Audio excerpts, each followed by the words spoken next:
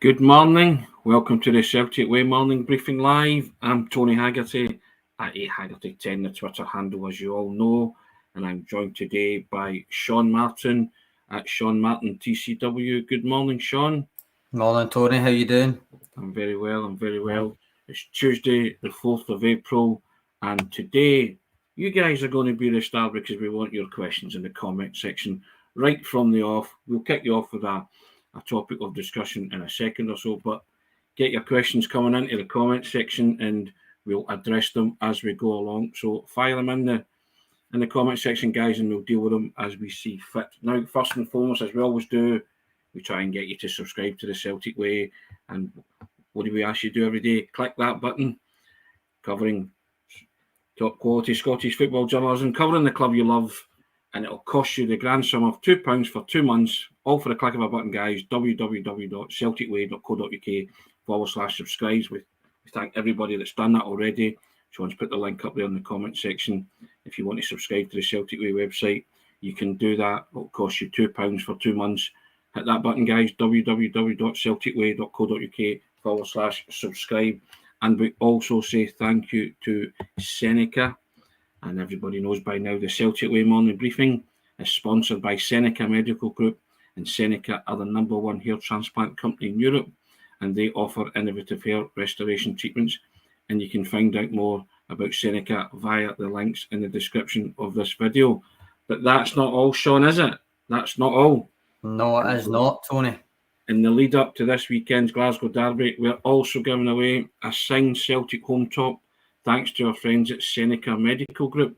Now, all you have to do to be in the mix is fill in the form, and the link to that is in the comments in the description of this video. And the winner will be contacted on Friday, April the 7th. So fill in the form, guys. The link's in the comments in the description of the video, and the winner will be contacted on Friday, April the 7th, and you can win a signed Celtic home top, thanks to our friends at SENECA Medical Group. So we say thank you to them for that, Sean. That looks like yes, we certainly do. Make somebody's Good Friday a very good Friday. Indeed, Sean, indeed. So, guys, you know what to do. Get those forms filled in. Enter yourself in with a chance of winning that wonderful signed top. Would you like a wonderful signed top, Sean? Is that something that you'd like? I would, but I think I'm excluded. I think I'll be excluded. I'll not be allowed to win that. We're excluded.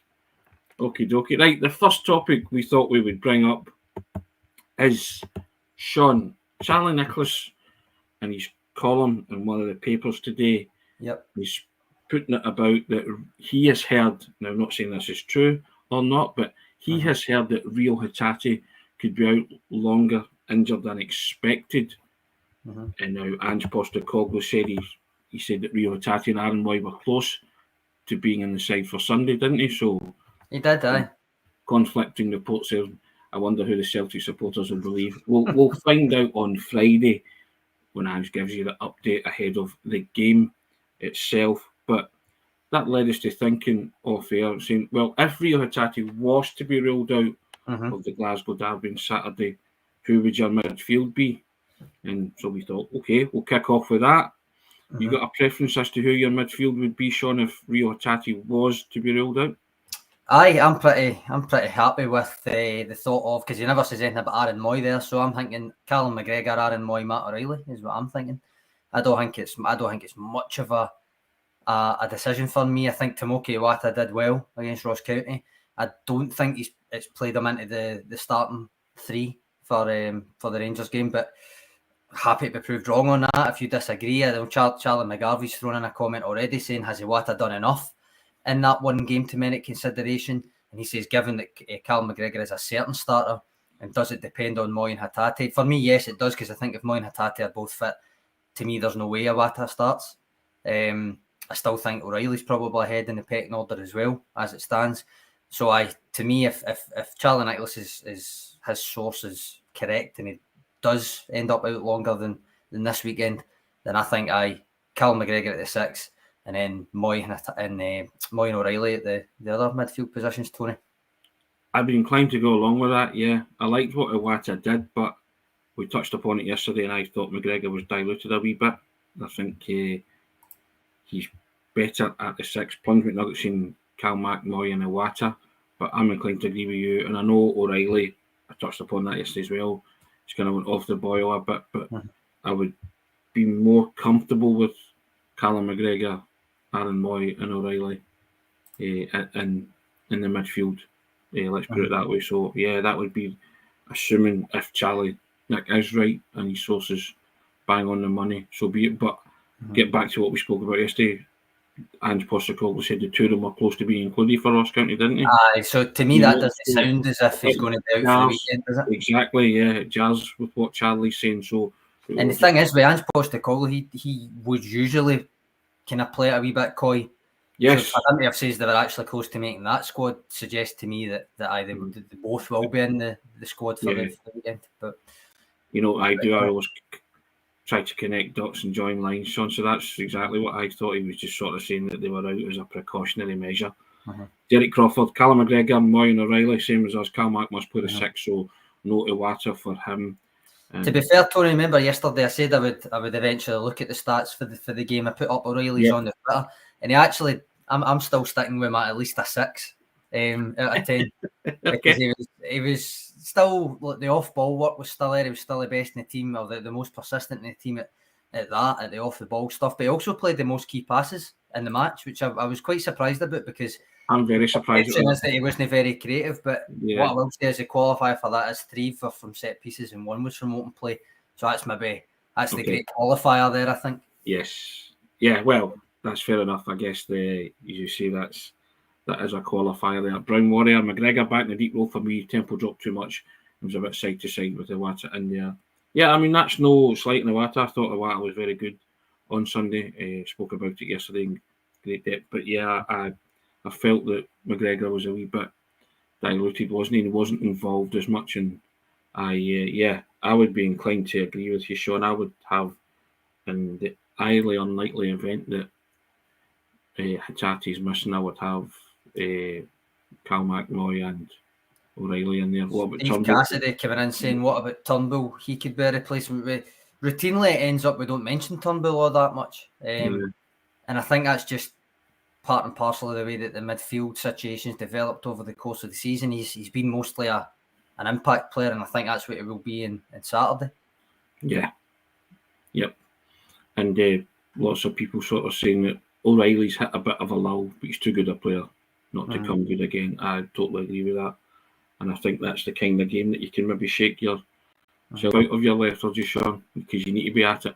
You do, and to be fair, as much as I defend O'Reilly, and I still think he is a player, the January derby, remember, he did opt for O'Reilly. Yep. But he didn't have the greatest of games, and Aaron Moy came on for the last half hour and very much had a good game.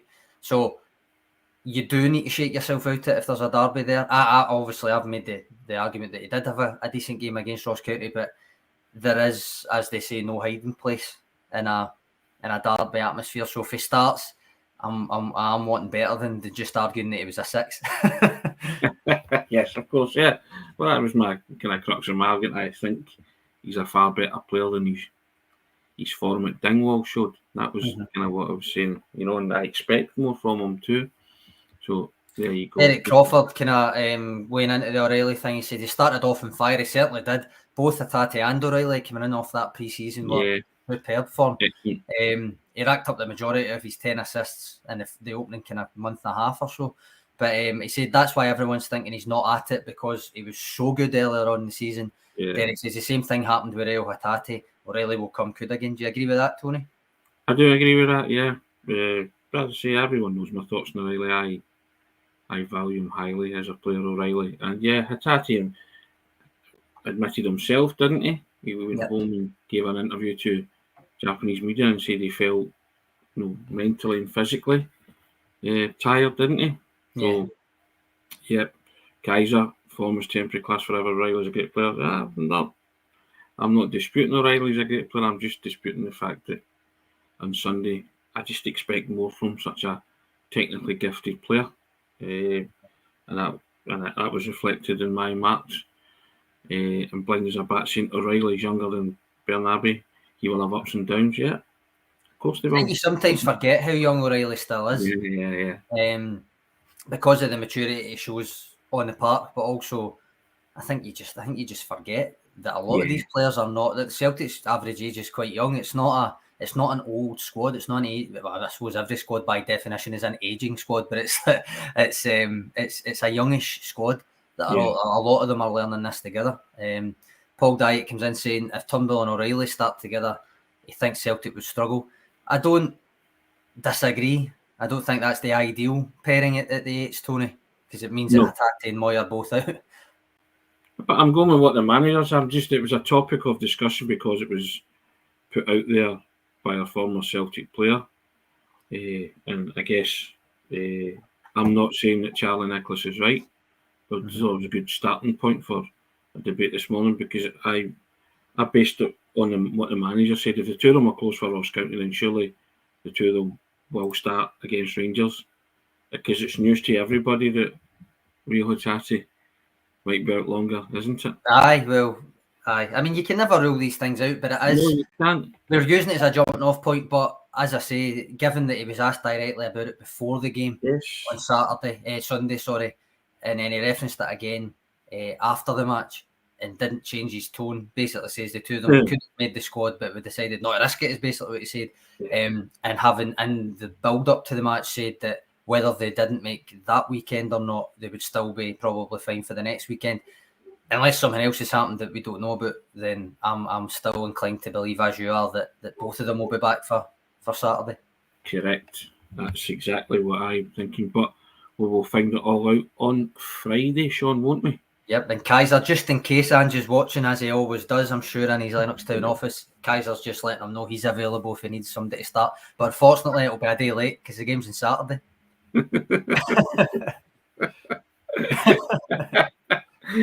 There you go, Kaiser. Get your clock and your calendar adjusted to suit games on Saturday, sir. I think there's 60,000 people available for Saturday, isn't there, Sean? Probably about half of that on Sunday. Mahesh Raja comes in and says system and tactics first, personnel second in Angie's world. You go with that, Sean?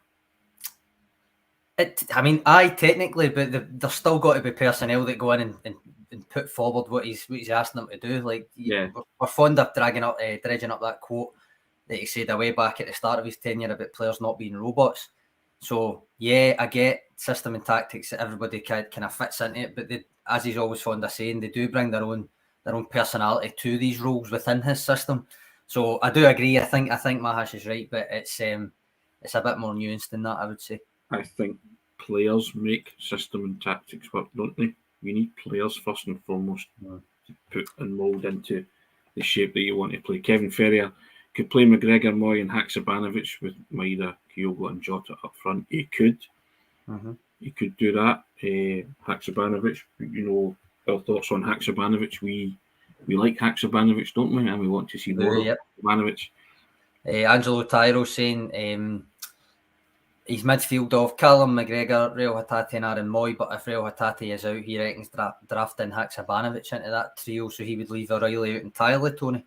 Say entirely, he would presumably be in the squad, but the thing is, I've no real concern with Haksabanovic dropping into that midfield trio because he's played there once or twice already and looked fine, and he's certainly get the guile and get the creativity. I think if they were going to do it, I don't know if a derby would be the game to do it. I think it would maybe be one of the games where, say, Hatate, even that Ross County game, I could have made the argument where the opposition is going to sit deep.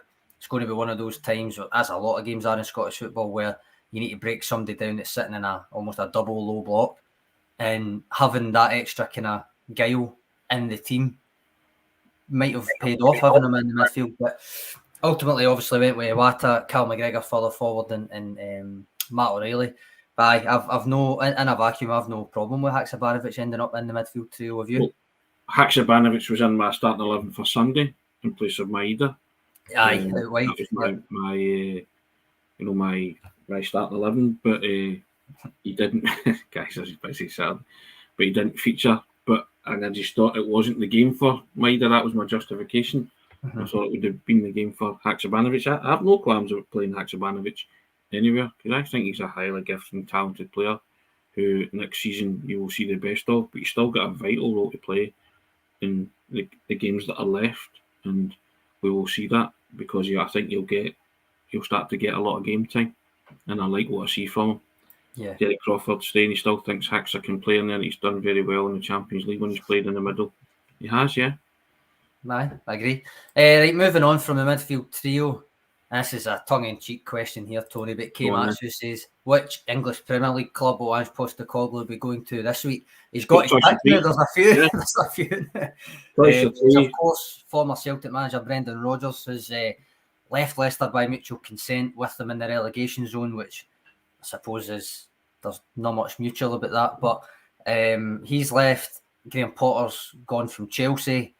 Tottenham are still without a permanent manager, so I suppose he's got his pick. Well, London or Leicester, weigh it up, so I'm sure he is. It's like Ange Postecoglou EPL link bingo, isn't it? Pick a team, any team. So yeah, he's got lots to choose from, but I think he's going to go all kind of MP on anyone that asks and says, I refer the right honourable lady and gentleman to the answer I gave some weeks ago. And then the answer I gave 3 weeks before that as well. Yours are the ones that are linking me because you're saying I've no ambition, you'll write it, that kind of thing. So I'm sure he will eventually sort of say something like that. He's going to have to, isn't he? Because he will get at it. I mean, no sooner had Brendan Rodgers left than Robbie Savage was on 5 Live, and part of it was to wind up Chris Sutton. I know. Saying that Ange was at the top of the list for the Leicester job. So we said, both of us said, the minute someone left an EPL job, you just have to get used to it because there's going to be the same with the players. And he's going to be, amongst the favourites, whether that be the 10th favourite or the 8th favourite or whatever, he's going to be linked. So because he's doing good things, that's fair enough. And Mahesh Raja coming in saying 12 EPL manager this season have lost their gigs. Yep, that tells you a lot, doesn't it? It does, and I know managers are ambitious and the money that's on offer down there and all that kind of stuff.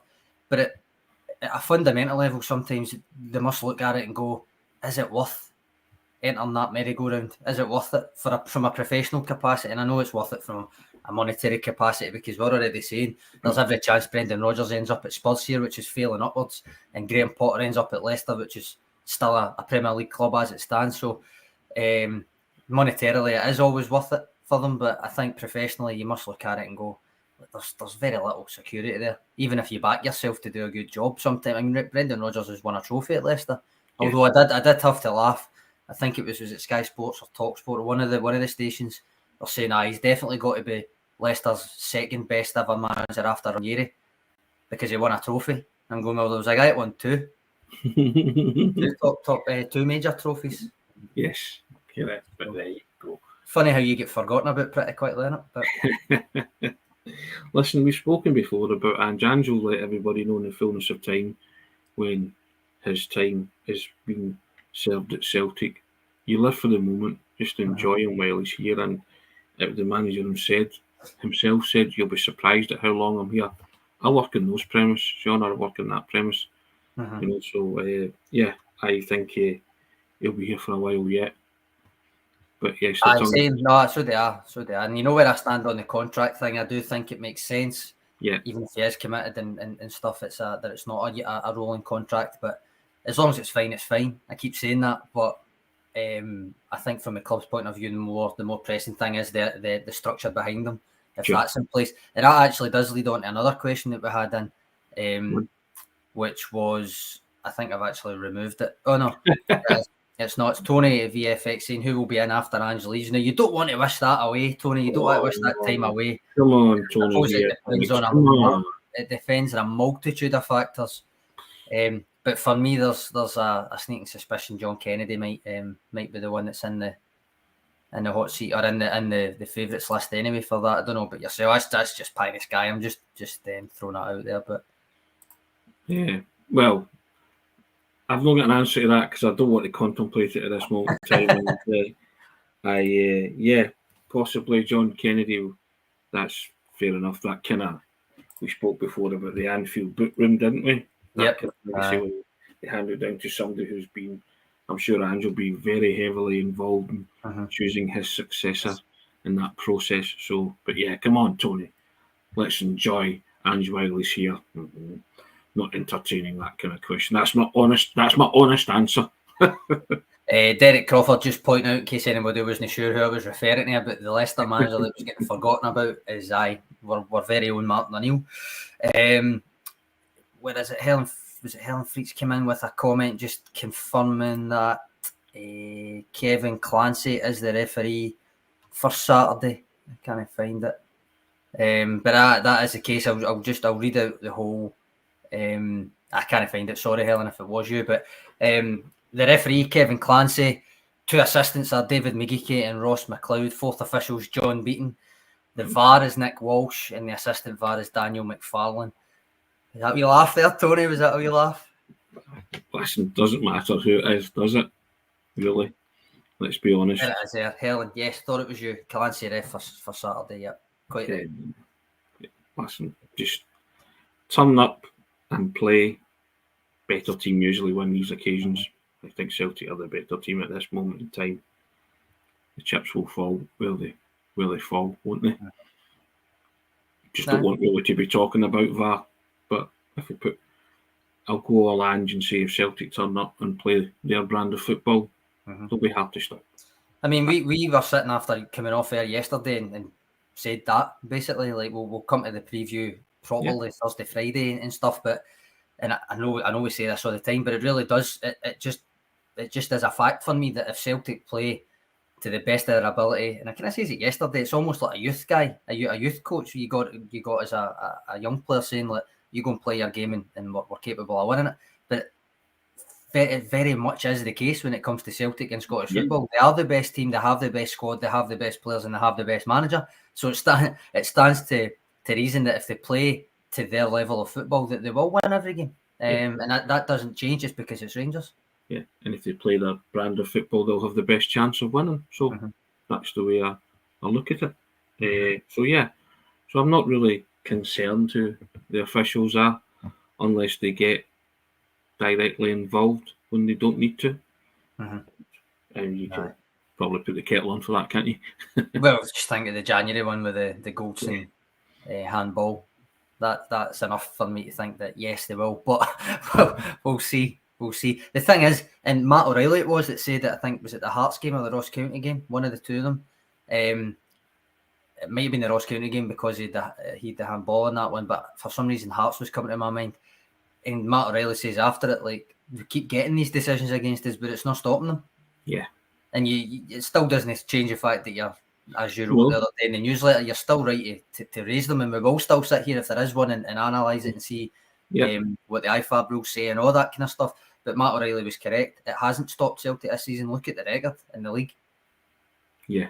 And that's what the manager says, that he doesn't want them getting waylaid and disrupted by bad decisions that go against him, which is why he doesn't comment on it, because he's too busy trying to prepare a team to cope with every circumstance and every hurdle that's an obstacle that's thrown in front of them. They seem to be able to cope with so far. Right, another question. It's Tony again, and this is just probably a yes or no. He says, do you think Celtic should sign Danny Armstrong? I'm going no. No. Nah. Don't get me wrong, I think Danny Armstrong's been a standout for Kelly this season. Quite a poor and quite boring Kelly team. And I think he has got something about him. I just don't think it's Celtic level. I thought he was excellent in the semi-final against Celtic, but again, I struggle to see where he would fit in at this moment in time. There are far better players at Celtic in front of him, or would be in front of him. So, and I'd also rather give the likes of Reo Hatate a shot before recruiting a winger from Kelly. So, but Kelly just in general, but that, to be fair, that's the first time I've really took stock of Danny Armstrong. I thought he was very, very good against Celtic. Well, I've got him in my fantasy team, Tony, and he has been good. But even when I see him, when I watch highlights back and stuff, he definitely is probably their best player, one of the better anyway, and will probably be a massive influence in if they avoid the relegation playoffs. But in terms of Celtic, no, I think that's a step or maybe a couple of steps too far for him. Yeah, I mean, as I say, I can't say I've watched them closely enough after the semi-final to make any kind of real judgment on them. But as things stand just now, I think Celtic are well stocked for forward-thinking players, and you'd have to go some to dislodge any of them at this minute in time. So I would say no on Danny Armstrong at this moment in time. Same, and I'm going to put this up from Beach Boys, kind of logically moving on from or following on from potential signing someone. He says, Tony, what 3 players from the playing squad should Celtic sell to strengthen in the summer? And then he's gave 3. He says Carl Starfelt, Matt O'Reilly, and Liel Abada. First of all, do you agree with Beach Boys' 3? And if not, who do you reckon? I don't want to sell anybody. I want to keep that squad. But if I had to sell 3, Abada possibly, because I think he could be replaced. Turnbull maybe, right? Possibly, because I think he's not getting game time, and might want to try and get game time elsewhere. Starfelt, I'm not so sure about. Just trying to think of another one. Don't know. I don't think there's not many that I would want to sell, Sean. I've got to be honest. Nah, I think Beach Boys. We know Beach Boys doesn't really rate Starfelt, so I'm not surprised he's in there. But I find it difficult to look beyond. I know this isn't the spirit of his question. He's kind of talking about someone that would actually bring in money to reinvest. But I can't really see beyond the likes of maybe James McCarthy. Do you know what I mean?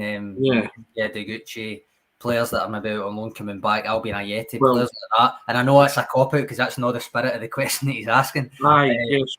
But unless there's a real good bid for any of the kind of those 3 players or anybody else that plays a lot of minutes, then I don't think you necessarily need to. No.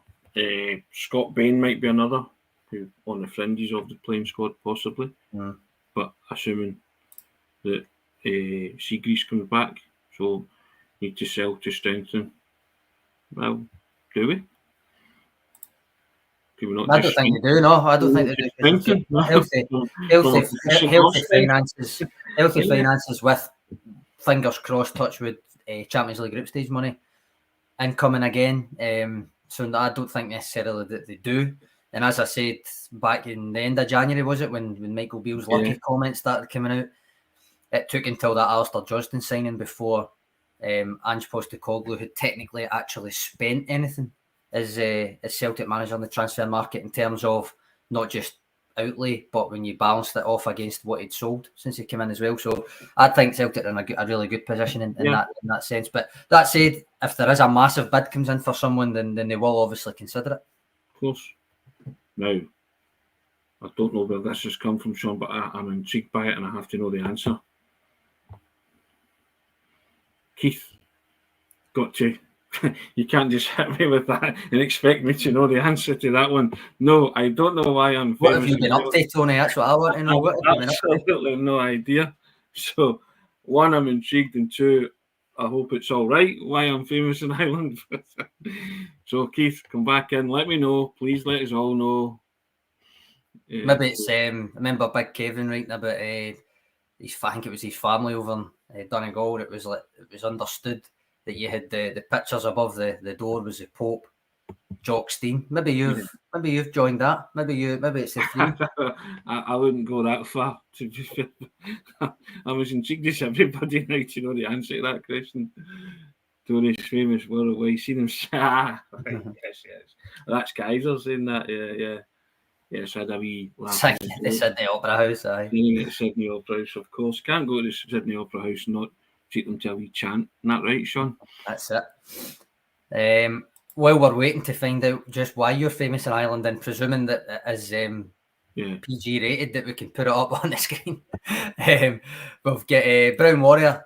Do you think Celtic should sign Billy Gilmour? Now, this is an interesting one, Tony, because if you remember way back, not long after we started this whole thing, so maybe, I don't know, September 2021, something like that, we were talking about Callum McGregor playing at the 6 and basically it's still the same problem we've got now, that nobody can really replicate it. And I, half tongue in cheek, but kind of thinking that actually would make sense, said that there's only one player that I would really think that would maybe be in any way achievable that might be able to replicate it to a certain extent, and that was Billy Gilmour. Now, obviously, it was kind of tongue in cheek at the time, but he's fell by the wayside at Brighton, not done it, not really getting that much game time. Fell out of reckoning for the Scotland squad as well, although he did play well alongside McGregor with Scotland. And I will always go back to that Scotland-England game where he got man of the match, and I still maintain that McGregor was better. Scotland 1-0. Yes, aye. But aye, so I don't think it's necessarily a chance because he's only signed for Brighton this season, but I do think he actually would play well under Ange Postecoglou. I think he's an Ange Postecoglou type player. Again, it would raise your Scottish quota, wouldn't it? For the Champions League. Squad lists, a lot of that ticks a lot of boxes. He has lost his way a wee bit, and I think Ange Postecoglou could maybe steer his career on the right path and in the right direction again. Depends if Celtic were interested in something like that. But I wouldn't be averse to it, let's put it that way. If Celtic were interested in that, they'd have to be interested. I wouldn't have to be interested by the player to actually do that as well. And as always, Premier League, so wages. Yeah, of course. And I also, I use the caveat, you can't get enough good players in your team for my liking. So, yeah. And don't get me wrong, I'm saying this as a, I mean, you can read it when I was in my old job. I quite publicly, not criticised, but questioned the wisdom at the time that both Billy Gilmour and Nathan Patterson should be shooting for the Euros, mostly because essentially they were both, and I suppose you could make the case with Patterson, still basically are more youth players than senior players. And at the time, I just felt it was disrespectful to the players that had got Scotland there, but also kind of putting the onus on Scotland to give these guys their senior minutes instead of the clubs, because neither club were giving them minutes. So I'm saying that as someone who kind of criticised, not Gilmour himself, but the kind of the hype surrounding him, and he's not really kicked on because he's not getting any games. Yeah. But from the player that I can see when he has played, I do think Ange Postecoglou would improve him, and he would enjoy playing under Postecoglou. So if that's something Celtic were interested in pursuing, then so be it. I wouldn't be averse to it. It's not uppermost in my mind. Nah. To sign Billy Gilmour, because as I say, we've got a squad stacked full of quality players, but could Billy Gilmour come in and add to that? Of course he could, because he's a quality player.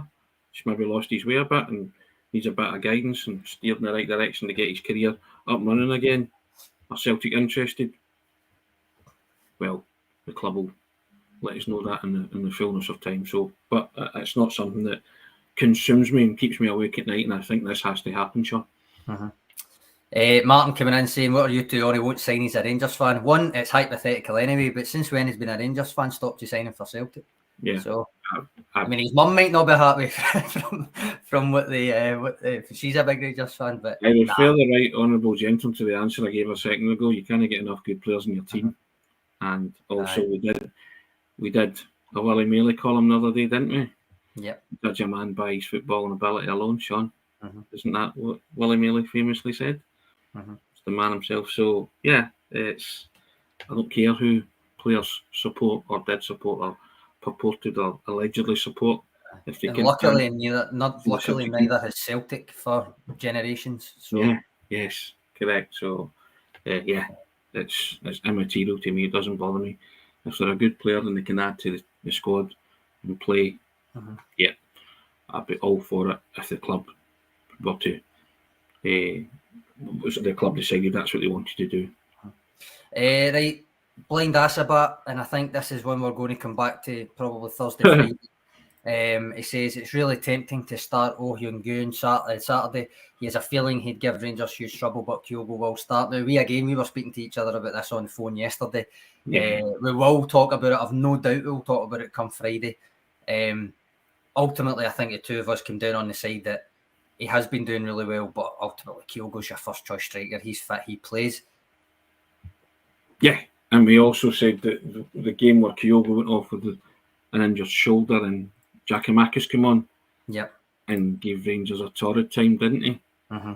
And we sort of said that was the kind of comparison, because that's what you reckon O could do, but we also spoke about Kyogo for the first hour, O for a half an hour, you know, and that's the last thing that a Rangers defence would want to see if Kyogo had did what he did in the cup final, and then O comes on to batter them into submission type thing. So I think Andy's got a lot of potent weapons there. And regardless who plays from the start, you would trust his judgment on it, wouldn't you? It's always going to be Kyogo all day long if he's fit, because that's just his starting striker. But O, again, is going to play a prominent part moving forward. And I think lots of people liked his cameo at Ross County, which is why this question's been asked. Yeah. And, you know, they're thinking about the physicality element of Saturday's game, or Sunday if you're Kaiser. So, yeah, there will be a physical element to Saturday's game, but there's been a physical element to them all since Ange came in, and Celtic have done okay, haven't they? Aye, and Kyogo has done all right. Do you know what I mean? It's not as if he's sitting there and he never just scored 2 goals to win the League Cup final against the same opposition. So, and also rescued a draw. So this year alone, he's kind of bust any sort of suggestion that he wasn't bringing it against Rangers, which I think was an attempt in some quarters for a false equivalence with a certain Alfredo Morelos. But it was, it's as simple as that. He's a first choice striker. He will play if he's fit. He has earned that as well. But that's not to say that O hasn't impressed, because, as I said yesterday, it has impressed. And what you just referenced there is what I said yesterday. 60-65 minutes of Kyogo buzzing about, tiring you out, then to be faced with, all right, good, Kyogo's going off. There's Big O coming on. So, I've no problem with that. No, I have no problem with that whatsoever. Still don't know why I'm famous in Ireland, Keith. You can't let this briefing end without tearing, not so much me, the viewers as well. You've just thrown that comment in there and left it hanging. You know, my ball, Kyogo all the way. Yes, but I think that's what the manager, Michael Ross, saying. Kyogo will start as well. We think Kyogo will start. So yeah, I think that's fairly tried and tested, isn't it? Yeah. I've still got Keith's comment favourite just in case he comes back in. But Charlie McGarvey coming in, saying, how do we improve our set pieces? He says our delivery from corners in particular has been poor for the last few games. It's an interesting one with that, because I remember, I think it was before the international break, I think it was a couple of games before it, where I had mentioned in one of the Stats Bomb roundups that they were kind of going through a wee run of a dearth of creativity from corners in particular. But what I will say is, overall this league season, anyway, I've got the league season ones for Stats Bomb, not the Champions League and stuff, but in the league this season, they've already scored the same amount of goals from set pieces as they did in the whole of last season. So I suppose technically that suggests that they are improving it. But I said last season, it was around about this time when I wrote that they obviously have these routines. But for me, the impression when because I watched all the kind of the kind of chances and stuff back for that piece last year. For me, a lot of the time it still was almost trying to profit from the chaos of a set piece rather than a predetermined routine that was clearly getting executed to perfection. That only happened a couple of times for me. Now, obviously, Ange Postecoglou's mentioned Gavin Stratton and the laptop and all that kind of stuff. He takes charge of the set pieces. And I've just said that in the league, they've already matched last season's output. So they are improving in that sense, or at least the same. But more games left, you presume they're going to score at least one more to improve it. But to me, just taking a short corner and then lumping it in anyway, that's not much of a routine. I don't count that as a big routine, a brainy routine. And it doesn't matter if they go in. If it's still producing goals, then it doesn't matter at all. And sometimes it is the best option is just to get it in a box when you've got somebody that's good in there, like Starfelt or Carter Vickers and different things. But to me, I think the perception that Charlie's got, I probably still have it, even though the stats are telling me I'm wrong. I still think that is the method. That the grand scheme is just profiting from the chaos of putting it in the box a lot of the time. We scored our first goal of the season from a set piece, did we not? They did, Stephen Welsh. There was a run when I wrote that piece last season, and it was kind of, this is the stuff I was digging into. It was like, even when they are scoring, it was like the second balls, which is why I was saying profit from the chaos of it. So whether it was a short corner or just getting it in the box, they were just putting it in the box, and then it was kind of a stramash, to put it Arthur Montford. It was like the ball would be dropping and somebody would put it in. But so it all counts. It all counts. And if that's a strategy, that's a strategy.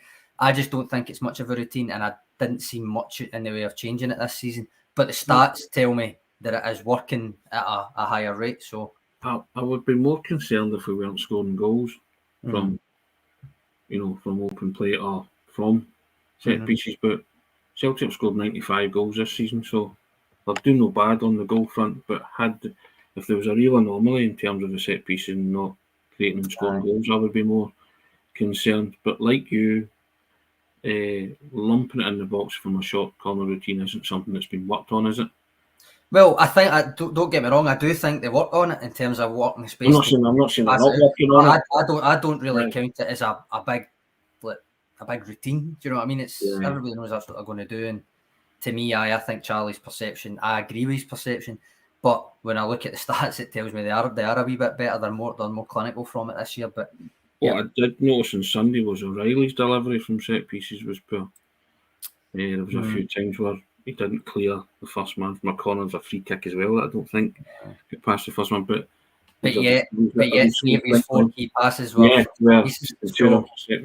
So that's what brought that up in my mind. But yeah, I guess like everything else, if that's an area that Ange's always saying we want to always try and get better. So I guess that's an area that they might focus on in due course or for the rest of the season to try and profit more from set pieces. I mean, but I think when I wrote it last season, I was saying it's a marginal gain that had to kind of change, because I looked at it both sides. I looked at it attacking set pieces and defending set pieces, and because for a while last season, defensive set pieces was about the only way they were conceding for a wee while. So I looked at it in both senses. But for the attacking ones, I definitely remember saying at the time, it just seemed to me, looking back, that it was profiting from the chaos of a set piece rather than a predetermined routine. Even though they can still be working on it in that way, that is still the strategy. But sure. I just found it interesting. That's what Charlie was noting about the last few ones. But I don't think Keith's come back in yet, Tony. All right. I'll just be left in suspense then, won't we? There you go.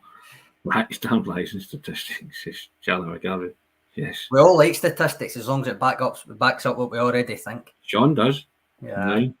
Sean's he's a stats man. He likes it. There you go. Try to think, right? Who takes the corners when it's not O'Reilly? Jota? Turnbull when he's on, maybe? I think Turnbull when he's playing, yeah. Turnbull takes a lot of the set pieces when he plays. When he's on, but Jota maybe? Did it be Jota? Possibly, yeah. Aaron Moy. I'm just trying to think, because also taking the corner doesn't necessarily mean that you've crossed it, because they play short corners quite a bit and different things. But I would be surprised if Matt O'Reilly's creativity from set pieces wasn't the highest in the team, but then it could be because he takes more. So yeah, of course, yeah. Jota and Turnbull, Brown Warrior and Derek Crawford are saying my hash saying Moy and different things. Pete Moy.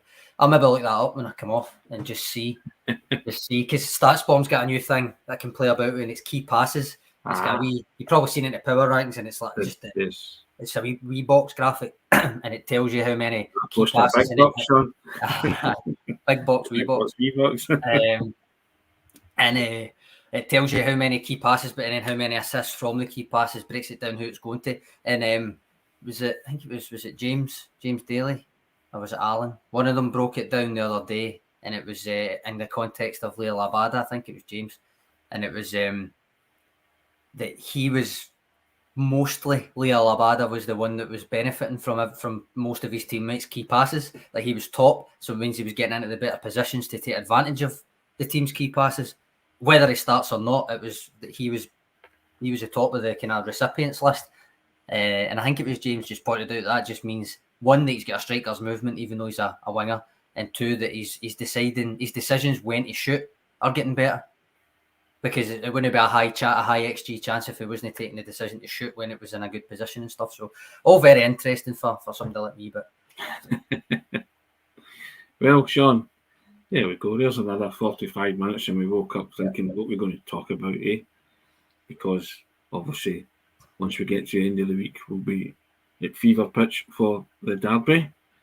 Celtic can take a big stride in terms of defending their title with a win against Rangers on Saturday. Just saying that's again, Sean, so that Kaiser can set his alarm and make sure he's tuning in for the right day. But guys, as we do every day, say thank you for your comments, keeping the show going. Appreciate that. We hope we answered all your questions as honestly as possible, apart from the ones who like players who want to sell and leaving. We don't like questions like that, do we, Sean? Just we live in the moment. Body swerved. Yeah, try and play the diplomat with those ones, yeah. But I'll just direct your attention to the ticker tape, guys. Every day we ask you to subscribe. We thank everybody that has subscribed. We genuinely mean it. We enjoy it. We hope you do too. But you subscribe to the Celtic Way website and you can support top quality football journalism covering the club you love, and it'll cost you £2 for 2 months for unlimited access to everything that's written on the website. And it's all for a click of a button, www.celticway.co.uk/subscribe. That's www.celticway.co.uk/subscribe. And we also say thank you to SENECA. And everybody knows now that Celtic Way Morning Briefing is now sponsored by SENECA Medical Group. And SENECA are the #1 hair transplant company in Europe, and they offer innovative hair restoration treatments. And you can find out more about SENECA via the links in the description of this video. But that's not all. In the lead up to this weekend's Glasgow derby against Rangers, we are giving away a signed Celtic home top, thanks to our friends at SENECA Medical Group. And all you have to do to be in the mix to win the signed Celtic home jersey is fill in the form, and you will find that link in the comments section in the description of this video, and the winner will be contacted by Friday, April the 7th. So get involved in that, guys. Hope you have a terrific Tuesday. We'll see you tomorrow for hopefully a wonderful Wednesday as the countdown continues to Celtic versus Rangers at Celtic Park this Saturday. Sean, thanks very much for your contribution. First class as always. Don't know why I'm famous in Ireland. Hey, there you go. Cheers, Tony. Cheers, Trips.